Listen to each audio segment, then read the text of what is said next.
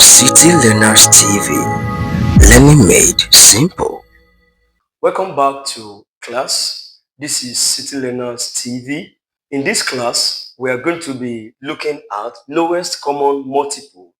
Lowest common multiple using long division method. We are going to be using long division method to find lowest common multiples, LCM, of given set of numbers. This is my second video on the topic lowest common multiples. The first video I did, we looked at the lowest common multiples using listing of multiple method. Listing of multiple method. So in this class, we are going to be looking at another way we can use to find the lowest common multiple, LCM, of a given set of numbers. And that method will be long division method.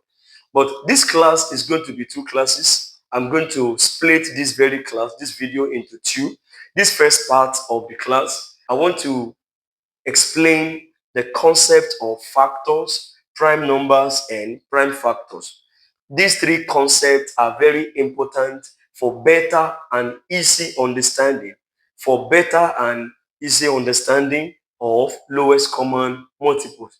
They will also help in subsequent topics, and that is why in this part of the video, I want to pay attention to these three concepts. The understanding we are going to gain from these three concepts will help us to do better in finding the lowest common multiples of given numbers. So the first concept is the factors, while the second is the prime numbers, and then the third is the prime factors. What are factors? What are factors, or what is a factor? A factor is simply a number that can divide a given number without a remainder. Factors, or a factor, is a number that can divide a given number without a remainder. Take, for instance, if I am asked to find the factors of 4. Find the factors of 4. In other words, what are the numbers that can divide 4 without a remainder? The first number will be 1, because 1 can divide 4 without a remainder. You may need to go back and watch my video, because in that video, I explained in detail how to find factors of number, and that will help a lot.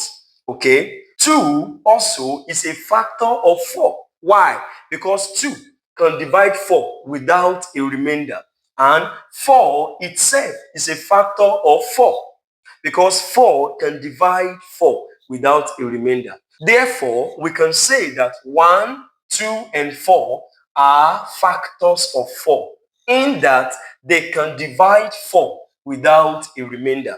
And that is what factors of numbers are all about. A factor divides a given number without a remainder. Okay, what then are prime numbers? Prime numbers are numbers that can only be divided by 1 and themselves. Prime numbers are numbers that can only be divided by 1 and themselves. A prime number has just 2 factors, meaning that it has just 2 numbers that can divide it without a remainder. And those 2 factors are 1 and itself. An example of such number is 2. 2 is a prime number because 2 can only be divided by 1 and itself. Another prime number counting upward is 3. 3 is a prime number. Why? Because it can only be divided by 1 and itself without a remainder. The next prime number is 5. 5 is a prime number. It can only be divided by 1 and itself without a remainder. And that is what makes it to be prime number. The next will be 7. And after this, the next will be 11. And the next will be 13, and so on. So all these numbers here are prime numbers because they have 2 factors, 1 and themselves. What do I mean? 2 is a prime number because it can only be divided by itself and 1 without a remainder. So that is what prime numbers are. What are prime factors?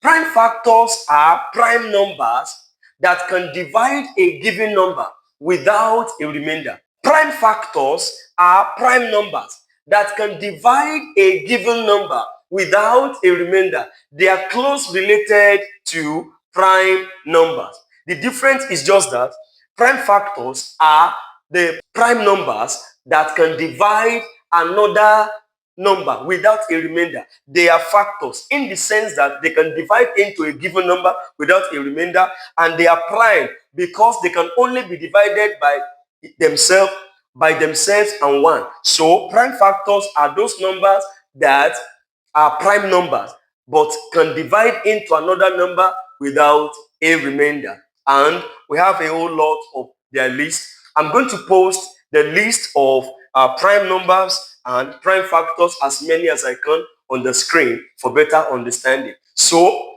the understanding you have gotten from these 3 concepts will help us to do better in the next video about the lowest common multiples using long division method. Thank you very much. See you in the next class.